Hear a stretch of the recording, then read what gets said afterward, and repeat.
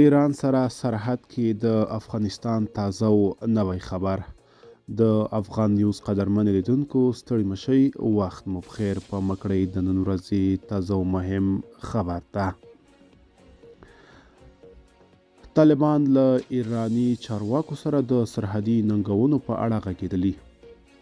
د طالبانو د دفاع وزارت ویلي چې د دغې ډلې د 207 الفاروق الاردو د 5مې سرحدي لوا قمندان محمد رحیم خادم او ایرانی چارواکو د همکارۍ پر پیاوړتیا او د سرحدي ننګونو په اړه خبرې کړې دي. دغه ناسته د دواړو لورو ترمنځ د سې شنبې ورځ سلواغې پر 24مه د هرات ولایت په سرحدي قمندانۍ کې ترسره شوې ده.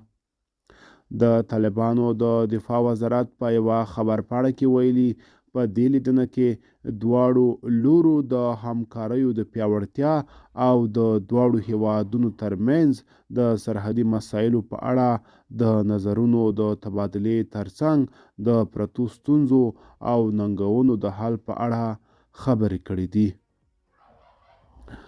دا لیدنه په داسې حال کې جوړه شوې چې څو ورځې وړاندې د ایران د ځمکنیو ځواکونو قمندان امیر کومرس حیدري ویلي و چې له افغانستان سره د دغه هیواد د پولې تړل یو ملي پلان او کار روان دی.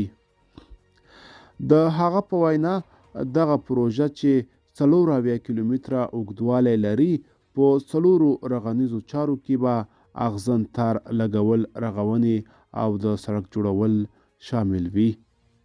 ملګرو، دا به زموږ چمتو شوی ویډیو. که تاسو هم د ویډیو په اړه څه نظر لرئ، په کومنټ کې ولیکئ. تر بیا ښه وخت، ښې چارې.